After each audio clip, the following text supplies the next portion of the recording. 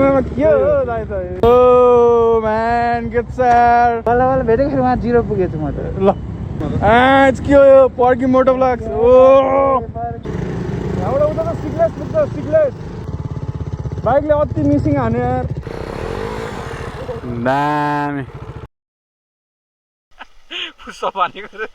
So hello and namaste everyone, this is your boy Abhishek and welcome back to our channel Abhishek on Wheels. आज हामी पोखराको एउटा नयाँ पौडी खेल्ने ठाउँतिर जाँदैछौँ है गाइज। अहिले म छु रामबजार घले चोकमा अनि हाम्रा साथीहरू चाहिँ अमरसिंहमा कुरिराखेको छ नि दुईजना। पहिला आजको टिममा चाहिँ मेरो पहिलाको भ्लग कुसमा भ्लगमा जुन हुनुहुन्थ्यो दुईजना समीर दाई ड्युक 390 र बुलेट 350 को हाम्रो एलन भाइ। आज चाहिँ फुल धमाका तयारी हुँदैछ है गाइज।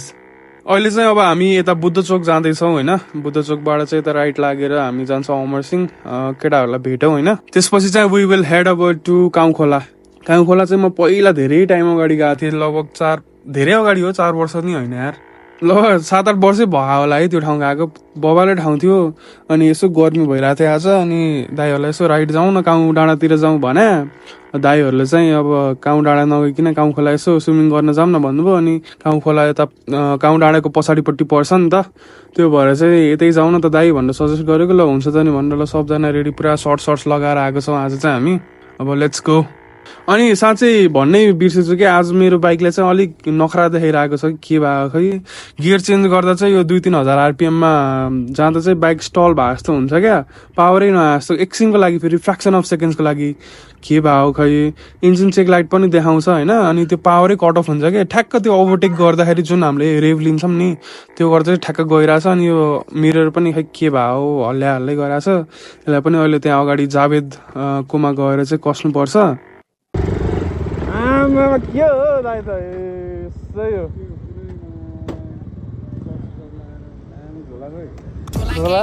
झोला त दाइ हामी 60 मान्छे हो नि त, झोला त सब भित्रै छ। ओ म्यान गेट सर पावर ब्याङ्कै भेटिनँ ए हो र। अनि बल्ल बल्ल भेटेको वहाँ 0 पुगेछु म त ल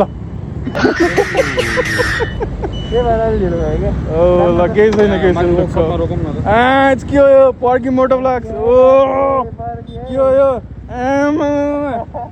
के हो यो अहिले टिमहरुको भरे देखाउँछु हामी त केही छैन त यार, गरिब भयो यार हामी यार।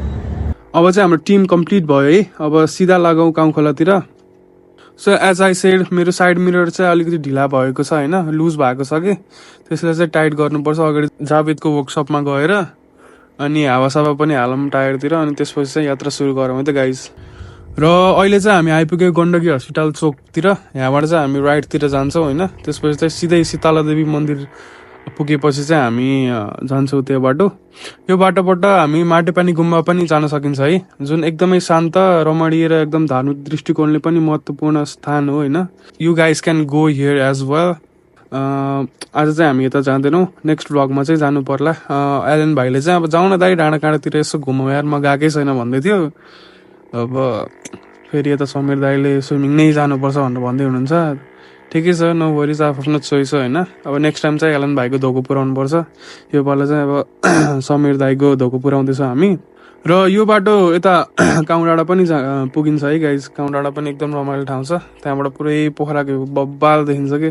अझ रातिको बेलामा त वाह पोखरा यो लिटअप भन्छ नि, हो बाबालाई चुम्मा छ। तर नेक्स्ट टाइम जानुपर्छ हामी। र अहिले चाहिँ हामी काउखोला बजार पुग्यौँ है। यतैबाट अस्ति यो अघिल्लो केटिएम ओरेन्ज राइडमा पनि हामी यही बाटो गएको थियौँ नि, याङ्जाकोटको राइड क्या। सायद हजुरले हेर्नु भएन भने हेर्नु होला, म यो पहिलाको भ्लगको लिङ्क म डिस्क्रिप्सनमा राखिदिन्छु, हेर्नु होला। त्यसैले म यो भाग चाहिँ अलिकति कट अफ गरिदिनु पर्ला है, अलिकति अगाडि गएपछि देखाउँछु। सो अहिले चाहिँ हामी काउखोलाको बस पार्कनिर आइसक्यौँ है। यहाँबाट चाहिँ बस लाग्छ यता पोखरा भ्यालीतिर पनि जान मिल्यो र यही बाटो चाहिँ हजुरहरू सिक्लेस पनि जान सक्नुहुन्छ। अब मार्दी खोला ट्रेक के यहीबाट हो क्या अरे, मलाई अलि आइडिया भएन होइन। यो सिक्लेस जाने बाटो चाहिँ यहीँबाट हो। र अगाडिको बाटो चाहिँ अलिकति पक्की छैन क्या, अलि मिक्स्ड खालको बाटो छ, त्यसैले एकदम सावधानीपूर्वक चलाउनु पर्छ है।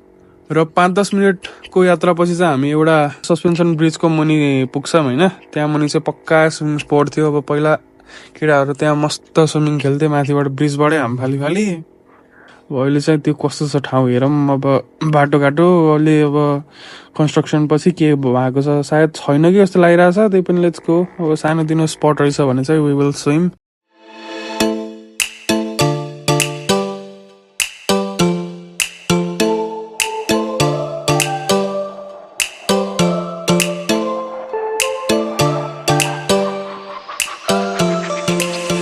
ल हामी अब ब्रिज मुनि पनि आइपुग्यौँ होइन।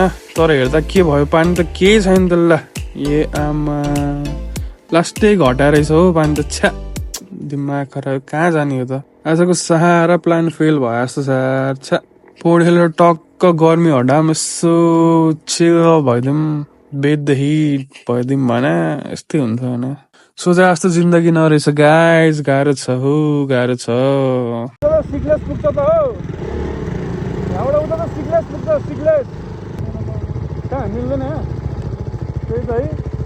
जानु हिँड्नु तलसम्म, बाइकले अति मिसिङ हाने यार।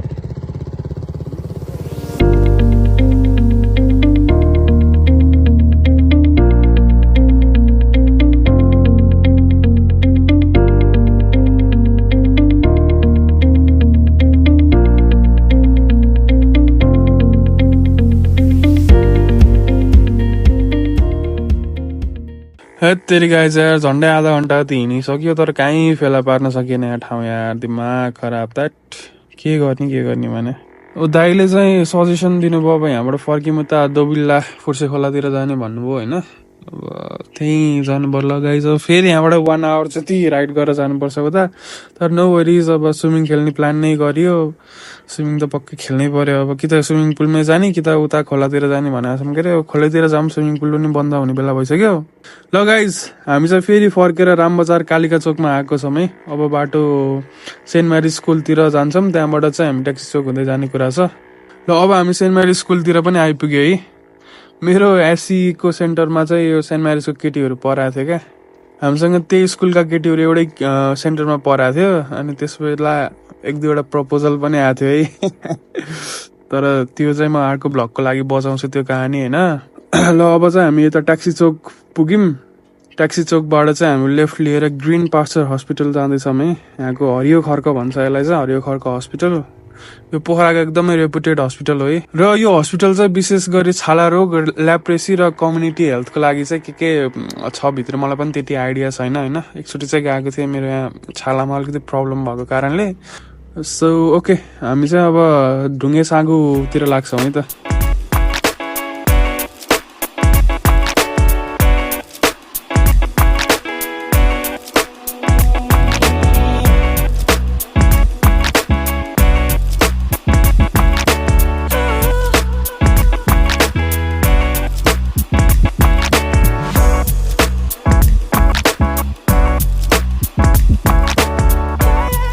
सो या यो चाहिँ हामी अब ढुङ्गे साँगुको एकदम स्टिप ओह्रालोमा आएको छौँ होइन। यो ठाउँलाई चाहिँ पोखराको चोबार भनेर पनि चिनिन्छ अरे के। यस्तो छ नि त पुरा काटेको। अनि अलिकति उता गएर हामीले फुलबारी होटल छ नि त्यो साइडतिर गयौँ भने पुरै त्यो सेतीले चाहिँ पुरै त्यो जर्ज बनाएको छ नि, सेती जर्ज खतरा छ के। ठिक छ, पोखरामा घुम्न पर्ने ठाउँ कति छ कति यार गाइज यार। अब यस्तै हो, कहिले काहीँ घुम्न जाँदा अब भ्लग स्लग बनाइएको छ भने चाहिँ पक्कै पनि हेरिन्छ गाइज होइन। ल अब चाहिँ हामी आइपुग्यो फुर्से खोला है। अब बाइक पनि यसो तलतिर लाने भनेको छन् केटाहरूले। यसो हेरौँ तलतिर लगिदिउँ होइन। अनि चट्ट अब स्विमिङ हान्नुपर्छ है गाइज। ल अब चाहिँ हामी खोलातिर पस्छौँ। त्योभन्दा अगाडि चाहिँ सानो बाइकको बी रोल्सहरू हेर्नु होला हजुरले होइन, के कस्तो लाग्छ। अनि च्यानललाई चाहिँ सब्सक्राइब गरौँ है। सब्सक्राइब खै सब्सक्रिप्सन बढ्दै बढेन हो मेरो। यसो साथीभाइलाई यसो लिङ्कहरू पठाइदिनु च्यानलको होइन। सब्सक्राइब गर्नु पर्यो क्या, अरू भन्दा पनि खै भएन यस्तो गाइज। सब्सक्राइब गरौँ होइन, लाइक साइक गरौँ, सेयर गरौँ, यसो सपोर्ट गर्नु पर्यो नि त यार।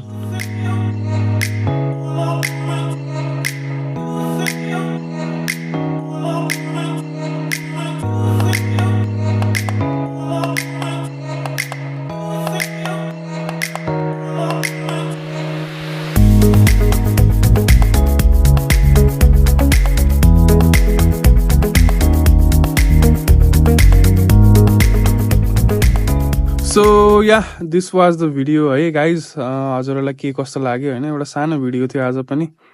सो म चाहिँ अलि रेगुलर हुन सकेको छैन है यो अफिसको कामहरूले गर्दा। अब त्यही हो, डेली घुम्न जान पाइँदैन, विकेन्डमा हो। अनि भिडियोहरू पनि लेट आइरहेको छ, त्यसको लागि सरी। अब म पनि अब यो लङ भिडियोज भन्दा पनि सर्ट्सहरू बनाऊ कि भन्ने सोचिरहेको छु, किनभने अहिले आजकल सर्ट्स चलिरहेको छ नि त। So give you suggestion on the comment section, म कसरी जाउँ, लङ भिडियो नै गरौँ, लङ फर्मेटमै गरौँ कि अब सर्ट्सहरू पनि बनाऊ होइन। सजेसन लेखिदिनु होला, भिडियो पनि के कस्तो लागिरहेको छ, पहिला भन्दा केही इम्प्रुभ भएको छ कि छैन होइन, अनि के इम्प्रुभ गर्न सक्छु मैले त्यो पनि यसो लेखिदिनु होला guys. So yeah that's it. यदि तपाईँलाई यो भिडियो मन पर्यो भने पक्कै पनि लाइक गर्नु होला, साथीभाइलाई सेयर गर्नु होला, अनि सब्सक्राइब गर्न चाहिँ नबिर्सिनु होला। र हामी भेट्नेछौँ फेरि अर्को रमाइलो एपिसोडमा। बाई बाई, जय नेपाल।